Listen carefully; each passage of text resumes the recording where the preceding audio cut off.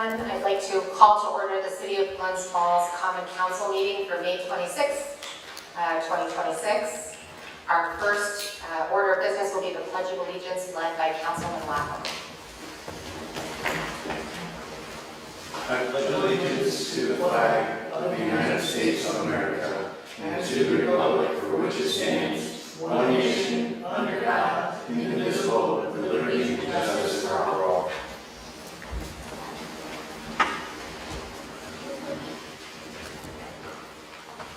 Okay, next we'll go to public comment. Is there anyone from the public that wishes to address the council?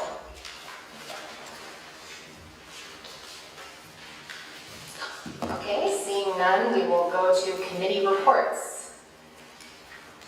Councilwoman at Large Gooden. Next date for our meeting will be June 18th. June 5 o'clock at City Hall. For the planning and development. Planning and development. Okay, thank you. Committee report, Councilman Landry. Thank you, Mayor. Labor Personnel Committee met this evening at 6:30 p.m. We discussed a request by Police Chief Kyle Diamond for an employment agreement similar to the one used by many cities statewide. We reviewed and modified the one that's used by the city of Saratoga. We found that one to be one that we were interested in. And we met this evening and basically discussed the integral parts of that agreement, and we'll be forwarding them along to the city attorney for suggestion and legal review. When he takes on the new job as chief, he has to step out of the PBA union, and he wanted something to protect his benefits upon retirement. This action is brought to other departments' heads to request the same. After the legal review, we will then discuss at a future meeting other requests. Thank you. Thank you. Committee report, Councilman Rice. The policy committee met on May 12th on the ethics policy revision and the city vehicle fleet life cycle policy. The committee voted to advance both of those into the next phase, which is research and concept development. That means we'll be gathering background information, researching comparable municipal policies, and developing a conceptual framework before any draft language goes to the city attorney.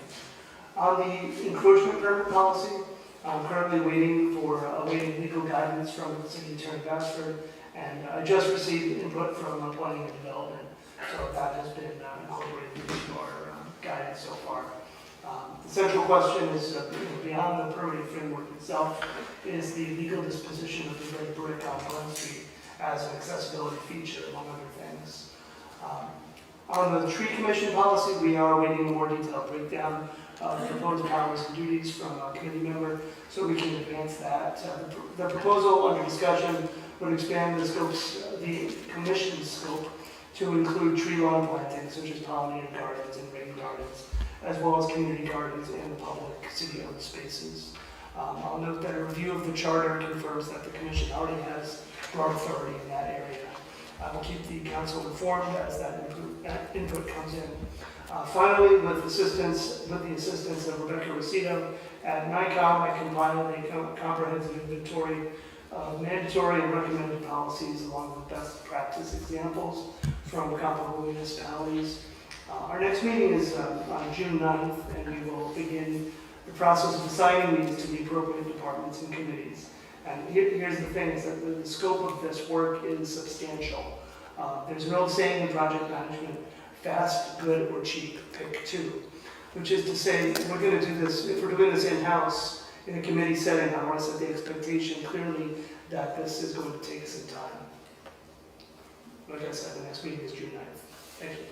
Thank you. I think it's okay that it takes some time as long as we triage the necessary things that we need to do first. Like the mandatory ones. Yeah, well, these policies haven't existed for many, many years, and I think we've made a lot of progress by just creating a policy committee and getting them on our agenda, so we'll do the best we can to knock them out, and I thank you all for your work on that. Thank you. Next, we'll go to Councilman Lapham.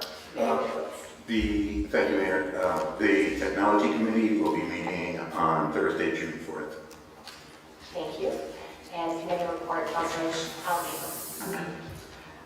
The Quality of Life Committee met last Monday. Yes, make Sure, yep, Monday the 18th, and the first 15 or 20 minutes was devoted to Casey Scoville talking about that park and her own park study that she elaborated with at the previous council meeting. We tried to limit it just to 20 minutes because there's a lot to talk about, but she gave pictures about issues she saw on Maple Street or how some businesses might need some accommodations for their employees. And we asked her if she can, if she can get more data from other businesses, because she just posted on Wood Street and everything. And potentially we could set up like a task force kind of thing, working with the police, the police enforcement to figure out what the best strategy is to make sure that people are following the laws, but also advocating for available parking options. And then the rest of the meeting was talking about the 16 occupancy tax applications that Amy Collins and Steve Thurston provided to us. And Dan Rice had an amazing application of his AI tools to make a much more concise way of trying to deal with how to score everything. But we're going to meet on June 2nd at 5 o'clock on the second floor. I'll make sure to tell Emily and Megan to put out a calendar to sort of vote and make sure we're all aligned on how we should spend the money for 16 and now 17 applications, and try to figure out the strategy. So our next meeting will be June 2nd at 5 p.m. Thank you. Okay, we will go to our consent agenda. Is there anything that you would like to pull for discussion? I'd like to pull the encroachment permit for Benagio, just to get clarification from Jeff Flagg, who's here today, in terms of the timeline. Because I think Jeff Flagg had said it was only Monday through Friday, and weekends it'll be open, so just want to get clarification. Okay, I'm just looking for the number on that one. Yes. 519, okay. Yep. I would like to pull 5.13 for discussion, just to give you a little background. Is there anything else? No? I guess max as well, 5.14, because I think there was an issue with, from the New York State Liquor Authority of having that non-barrier between, no? No. Because it looks like people can walk. Yep. And that's okay from the Yep. Liquor Authority? Oh, Liquor Authority changed the policy this year. Okay. So I guess that goes up. So you don't want to pull? Okay. Should be fine. All right, so 5.13 is an encroachment permit for Gourmet Cafe. I just wanted to draw your attention to our planning and zoning administrator gave an opinion on this. I don't know if you had a chance to read it.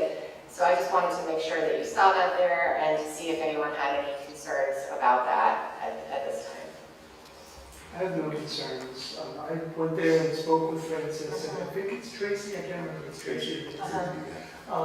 And I think that it was very enlightening to also inspect the condition of the red brick in that area, that it does not pose a threat. It's firm, stable, slip resistant. Okay. That's what is required. Okay. And I think that this kind of helps us draw our conclusions about red brick a little more. And that'd be something we can consider on a case-by-case basis. Okay. With that in mind, I would be in favor of accepting this. But we might want to just change the resolution a little bit, where right now it says that it's 3 foot 6 inches. We might want to strike that and just put, while maintaining a minimum clear path of 4 feet on a firm, stable, slip-resistant surface. That is my advice or input, recommendation, whatever we want to call it. We could leave it as is, and I would approve it, or we could change that to 4 foot minimum. So the minimum guidance from our planning and zoning director until we adopt a policy, was 4 feet, or half the distance. She gave you all that memo. I think their application was for 3.5 feet. So I'm trying to understand if you want to change Well, we what would, they applied for. no, if we're okay with accepting it at 3.6, that's fine. Or 3'6" that's fine. What I'm saying is that their application was just the sidewalk, and that is 3'6". But what I'm saying is that we don't need to only consider the sidewalk, in my opinion, because as it goes, there's 15 more inches of red brick until you get this subsurface access cover that, I see. So you're saying they that actually have 5 feet. when you count the brick. They also have an apron, that's the only thing that you have to consider too. The apron you can't necessarily consider, so that I think at some point they have 3 feet, 6 inches. The apron to the crosswalk, and then, yeah. Okay, so I just wanted to make sure that you saw Allison's opinion, and it sounds like you don't have concerns, is what I'm hearing. Okay, so we can leave that in the regular consent agenda, and then the next item is 5.19, Councilman Palladino. Is it possible for Jeff Flagg to come up so he can explain, or Bellagio to explain? Sure. Yes. Sure. So yeah, this is an extension, a request for an extension for the encroachment permit for the Bellagio construction project. I know you guys are all aware of it because it's been closed for quite some time. We went. Is this the parking lot on Elm Street? This is the parking closed street. Yeah, so this is to maintain parking for trucks on Elm Street. Among other things, yes. They're trying to keep this closed just for a little bit while longer. When we first came up around the beginning of the year, the idea was that we were really thinking, do we want to ask this all the way through the summer? Well, we thought there might be an opportunity that we could at least come summertime, if it was possible, which it looks like it is, we at least get some opening of the street. So the proposal that you have, the application that you have, calls for the sidewalk to be open, I think the south sidewalk to be open permanently, we'll say, and then for the street itself to be open on weekends. Right, so obviously it will remain closed during work hours during the week, but then it'll be opened up on the weekends. One of the complications, one of the several complications, is the fact that the city is going to begin working on the streetscaping on both sides of the street here sometime in the next month or two. Right, so the idea was that there's a chance that we would have at least wanted, if we didn't need to, close the street back up for the city to do our own work.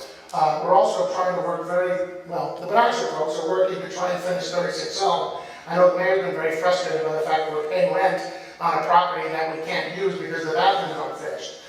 So in recognition of that, among other things, we're really trying to get them, so they are parking some vehicles right out on the street because they can unload right into the building next door. I So, see vehicles that are not being loaded or unloaded regularly parked in the street, and I get comments about it all the time. sure, no, I'm not saying that And they're, people are very frustrated about it. I totally It's a bad appreciate look. it. I totally appreciate what you're saying, and they're trying to work as quickly as they can. You know, obviously, if they can work on site, they can expedite the process. So anyway, this is what the application request is for. I don't know if you have any questions for Steve, or any more details. Can you explain to us why it's absolutely necessary to keep the street closed? I think there's Steve Cardi from Natural Development. I was here around the first of the year. So I think there's three answers to that question. One of which is the fit out of 36 Inc. That took a bit of a design modification iteration right around the first of the year. The currently ongoing construction of South Street Apartments, the new construction, as well as the streetscapes, as Jeff mentioned. So I think those three combined cohesively meet the necessitate the request. The engineer is saying that we don't absolutely have to close it for the streetscaping work. Do you need all the way until September? I think the end of September is conservative. Obviously, everybody is working diligently to meet or beat that September 30th, but I think given the time frame we have currently before streetscapes have commenced, is still in the design process. I think that's the, I'll say the safest date to provide at the moment. And you need the whole street closed. Those three factors, yes, combined. One factor that Councilman Rice just said that our city engineer says we don't need to have it closed, so it's two factors. Well, three. I mean, Well, according to our city engineer. without commencing the work, there's numerous utilities that are under the sidewalk, under the street, under both sides. This has been what now, a year and a half, 2 years? We had originally an 18-month construction duration for the new construction only. There was some overlapping phasing, so I think all told, we were probably 24 months, consecutive between phase one or phase two. Our phase two, the new construction, we are on a trajectory for a certificate of occupancy mid-November, and then completion placed in service by the end of this year. And that's I'm going to say a mandated deadline by New York State HCR to be placed in service and then subsequent lease up in early 27. One quick clarification. When we met,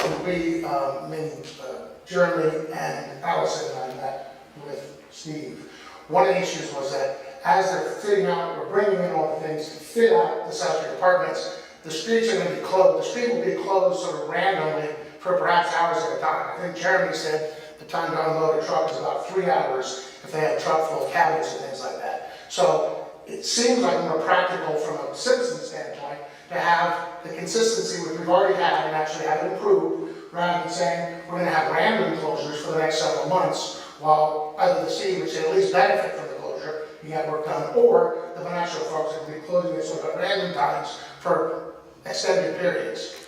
Is this the last time that we're going to see this? Yes. That was on recording. I would be more comfortable with this if we didn't have the optics of all these contractor trucks parked out on the street. Where else would you propose us parking? Where anybody else has to park their vehicles. So there aren't many people that are able to shut down the street in order to have convenient parking. Well, it's not so much a matter of convenience. It's a matter of finishing this project on that time. I don't think that requires pickup trucks to be parked in between chain link fences. But I should mention that there are trucks that are pretty much now going all the way up Elm Street, which they can because they're outside of the downtown 2 hour, 3 hour zone. I even had some comments from, I was just meeting with the folks at Iron Gate, the maintenance guy there, he said there were some trucks that were parking there. There were so many vehicles they had. So I mean, you have a construction crew building a 7-unit apartment building along with doing that construction work. I'm just saying, you're bringing a resolution forward for an encroachment permit that has been used broadly for parking pickup trucks for people who work at this project. And I don't like the looks of it. The staff that's parked in that, I'll say, containment area, for lack of better terms, those are our supervisory staff, our project manager, on-site project manager, our site supervisors, supervisor for your trades. Those are the people that need quick access to their vehicles. The other, tradesmen, they are parking, along Elm Street towards Pine and the other, arterials. We have people that own properties that are being pushed out into the neighborhoods to park.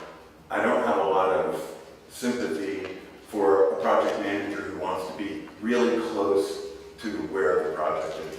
So Councilman Lavin, your objection is very well noted. Does anyone have any other objection or question? I have a question. So, are all of the parking lots off of Elm Street between Pine and South Street accessible with the street closed? Yes. They are, so you can get into every parking lot along there. Right, the Kia's parking lot and the bank's parking lot are both right outside of that area. So Ben, are you saying that the problem with this is that it's pushed it out further than that? So in other words, I'm not sure who it is that's objecting to this. When I walk in that area, which is in my ward, I have many people saying to me, why are people parking in the street? Is the only reason that that's over there because of some sort of deal that the city has struck? And this encroachment permit is like a vehicle of exactly that. Right. So that's where Yeah. it's terrible optics from my point of view. Right, and I'll be very honest with you, wonderful, wonderful things have terrible optics to different people. So I'm just going to go back to experience. So I was involved in a $70 million construction project. I have the floor, please. I was involved in a $70 million construction project, part of which was done not in the city of Glens Falls, but in the village of Hudson Falls.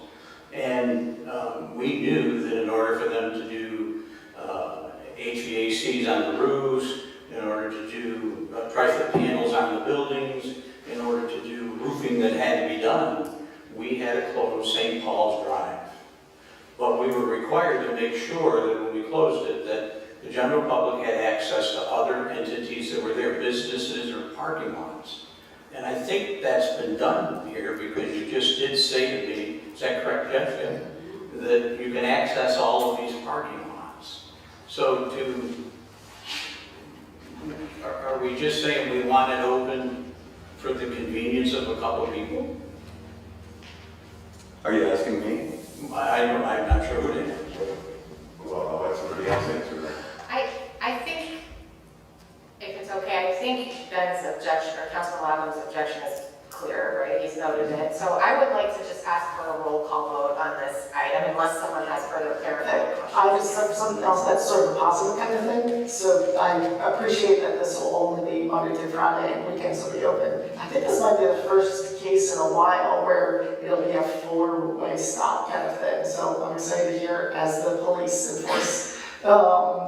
Hopefully the drivers are well aware of how to deal with four-way stop signs. So this will be a good test case, especially during Farmers Market as well. And will people be able to park on the sidewalks during the weekends as well? Or I don't know if they'll be parking there until we've done the streetscaping, but that'll sort of depend more on the cities finishing their work than it is on.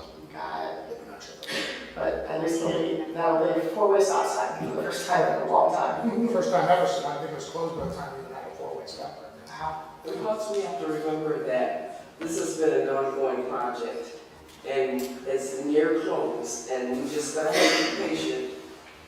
I understand both sides, but really, I mean, it still continues to be a big project. It still continues to need to be finished.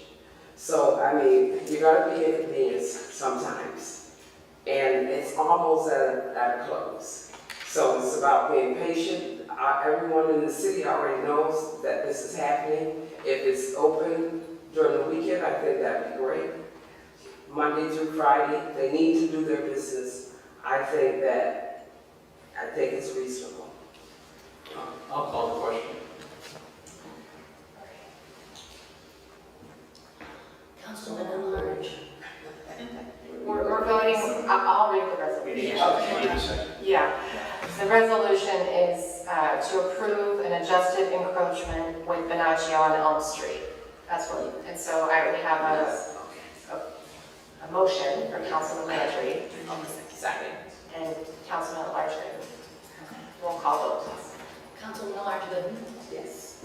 Councilman Landry. Yes. Councilman Rice. Yes.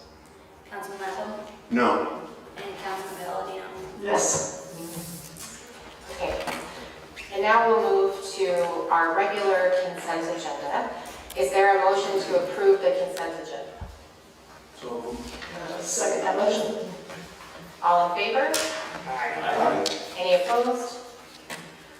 Okay, the consent agenda is approved. Under our regular meeting items, I would like to read a proclamation on behalf of marking the 100th anniversary of the Queensberry Hotel. Whereas the Queensberry Hotel has been a landmark of hospitality and a monument to civic pride for the city of Glens Falls in New York's North Country for 100 years. And whereas the Queensberry was founded in 1924 by 100 local business leaders who believed a vibrant and prosperous Glens Falls. And whereas the community and business leaders of Glens Falls took it upon themselves to raise $600,000 and open a hotel offering warm hospitality and conveniences. And whereas Glens Falls businessman Ed Moore purchased the Queensberry in 2016, and with his team has undertaken an unprecedented overhaul of the property with millions of dollars invested in renovations. And whereas the Moore family and Spruce Hospitality Group have injected new vitality into the Queensberry's historic halls and restored the Queensberry to its rightful place as the headquarters of holiday events, hometown celebrations, family gatherings, and a premier destination for travelers. And whereas the Queensberry is recognized today as a member of Historic Hotels of America, now therefore be it resolved that the Glens Falls Common Council salutes and commends the Queensberry Hotel, its owners and employees on the occasion of the hotel's 100th anniversary with this proclamation that May 28, 2026 is the Queensberry Hotel Day in Glens Falls. Can I have a motion to approve that? Second. All in favor? Aye.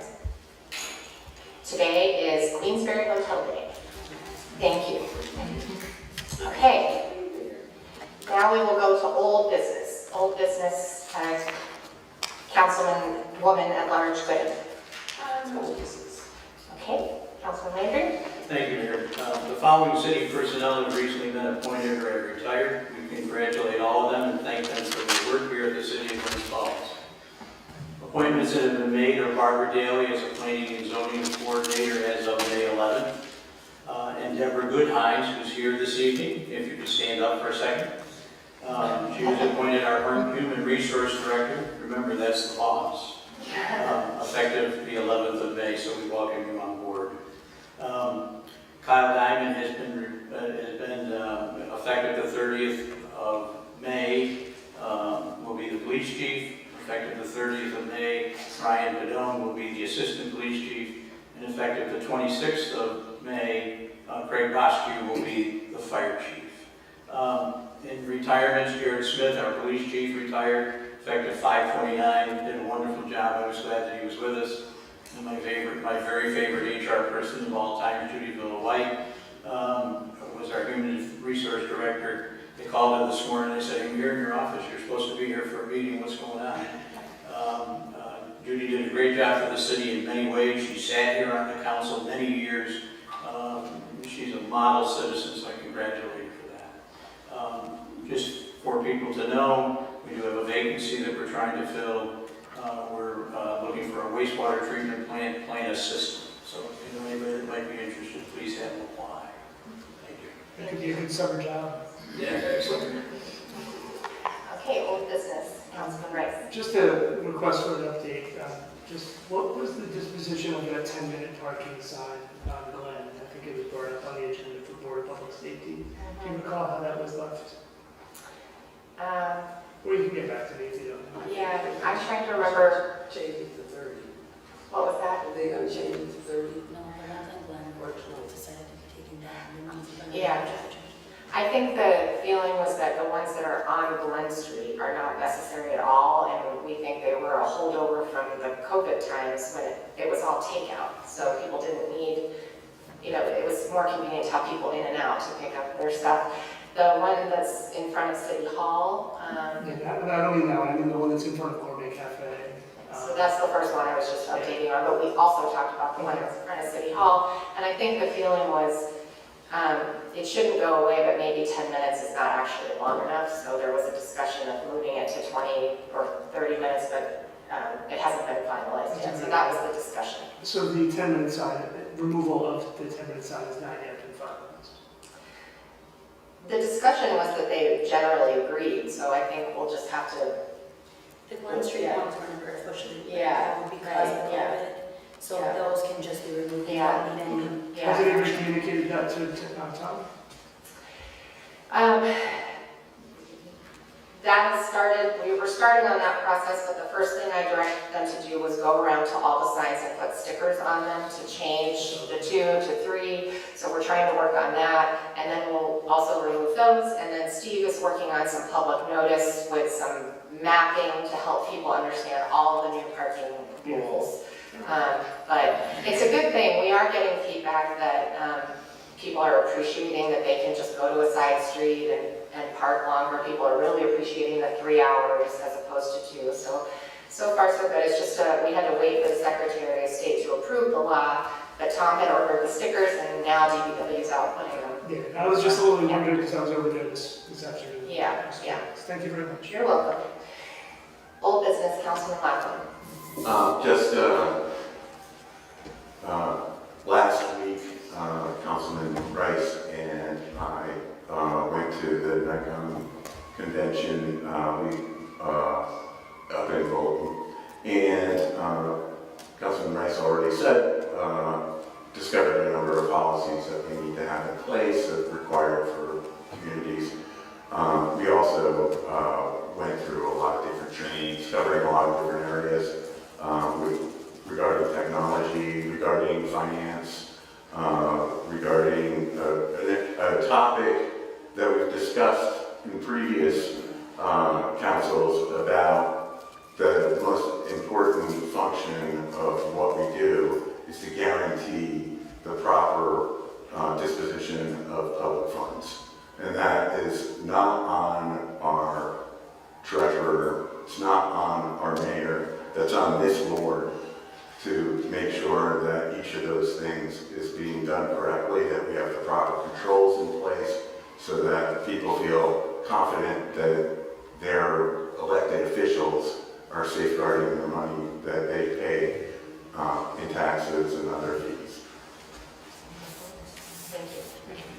Councilman Palladino. 2 things. I want to thank Tom Gerard and DPW for installing the new bike rack next to the crosswalk between Spot Coffee and Wood Theater, as well as Elizabeth Hoffman of the Glens Hospital and Barbara of the Adirondack Cycle Associates, as well as Bike Glens for helping make, as well as the County Council for help allow the city to have a free bike rack that's on a safe spot next to the crosswalk that's non-car parking zone to allow more visibility in the crosswalk. I'm very much appreciative of that. And then the other thing for old business, I want to update about my planned celebration on June 28th between 1 to 5 at Heaven's Cove for the 100th celebration of the first bathhouse by Santa Club of Glens Falls.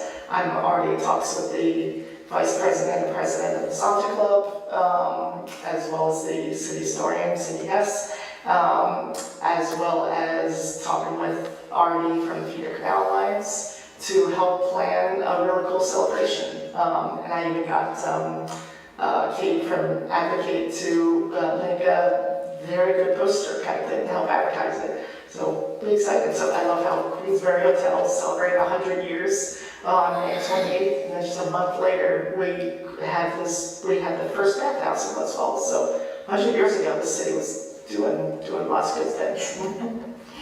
Thank you. Now we'll go to new business. Councilman at large, good. Councilman Landry. Thank you, Mayor.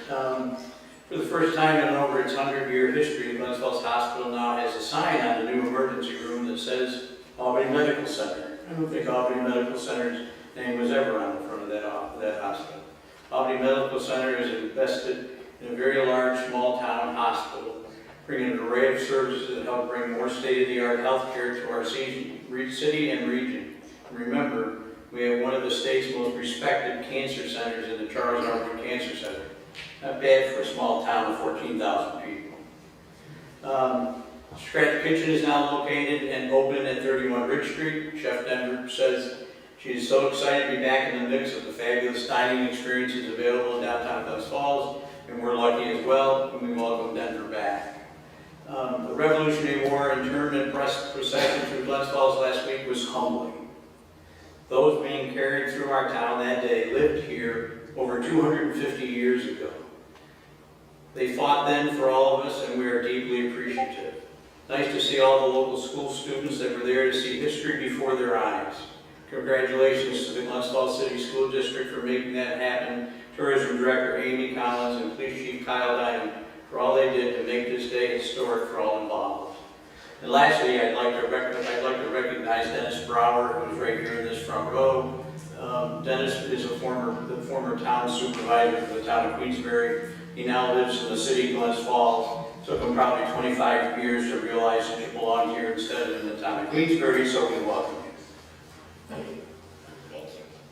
New business, Councilman Reese. No new business. Councilman Lovett. Thank you, Mayor. I met with Paul Hancock and another gentleman named Williams, but I didn't catch his last name. They were asking me about my experiences heading up the Glens Falls Co-op about 15 years ago. And what they're looking to do is to start with a buying club.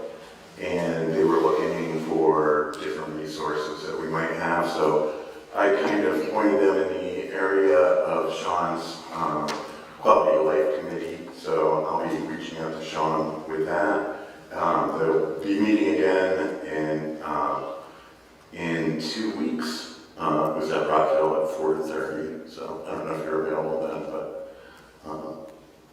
it's a pretty exciting thing too, because there's a lot of, they're talking about food security and also about, you know, pooling together different people in order to get better rates on bulk goods. So it could be a good thing for the community. So were you saying, as opposed to a storefront like the co-op was, it wouldn't be a physical space? There'd be a physical, like, drop-off pickup location, but not like a you know, department or a store front retail space. Okay. But there'd be more of like either a list of ordering from the list, or maybe like a web page with the different catalogs represented in there, so that it could be purchased ahead of time, aggregated with other people to get, you know, a lower rate, but also potentially allow people who have less funds the ability to purchase food. Okay, thank you. New business, Councilman Calhoun. Well, I look forward to that. I think you said January 9th at 4:30, or you said 2 weeks, or? It's a June, not June. Oh, June 9th, June 9th at 4:30. God, that's in January. But speaking of exciting events, this coming weekend, the Glens Falls Hospital Aloha 5K is going to go down at Hamlet's Cove and go all along the Prize Path. Definitely venture out there if you're able to at 9 a.m. on this coming Saturday. And also this Friday and Saturday, the Crandall Public Library is having their spring book sale on May 29th and the 30th, 9 a.m. to 4 p.m. And I'll be there on Saturday helping the Friends of Crandall Library take videos with people's permission of the lovely book finds they have. And then on the 7th of June, not January, but 7th of June is the 4th annual Lower Adirondack Prize Festival, created by Cam Cardinal as well as the rest of the board, and it's going to be a lovely time. Thank you. I have a few things. I wanted to just thank all of the people who are on the Remembrance Ceremony Committee for the Memorial Day, particularly Supervisor John Stroud. He was the person who initially said, you know, Glens Falls and Queensbury should combine and have one parade, and that was over 20 years ago, and this was his last one as a supervisor. So I'd like to thank Supervisor Stroud for all of his work. And I'd like to thank DPW, police, fire, council members and supervisors and community members who participated. I was so glad that the rain held off for us. I have a good update on the RFPs that we put out related to the ed. and 36 Inc. So we have a very good proposal related to the ed that we are going to finalize. I just spoke with our city attorney today about kind of taking the proposal and turning it into an agreement. And so as soon as we have that information, I'll share it with you. But I think it's a very positive move forward, and it looks to me like it's going to be work. So we'll get that in front of you as soon as we can.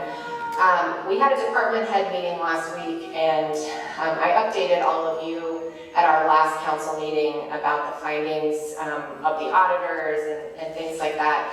We continue to, the city's finances continue to be a priority of all of us, really. As Councilman Lapham, as you said, the council has a very active role to play, but so do department heads, so does the mayor's office, and so does the controller's office. So one thing that we are going to do is get every department head access to Munis, which is our financial software, and get them trained on that. So they haven't all had that access in the past, which isn't really the best thing, because then they can't be live monitoring how they're doing on the budget, and they haven't been offered training. So we're doing that, that's already scheduled. I've also been working with the state controller's office to bring a training to our local area, and that will be for council members and department heads on structurally balanced budget and department head role, council role, all of that. So I don't know if I want to say that's something fun to look forward to, but I think it'll be a positive thing for us all to get on the same page, and that should be sometime in July. I'm still waiting on a date. So that's all I have for you. Is there anyone from the public that would like to address the council?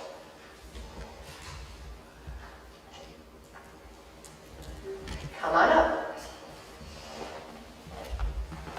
Good evening, Dennis Brower. I just wanted to know if the council decided on that bathroom situation at the police station.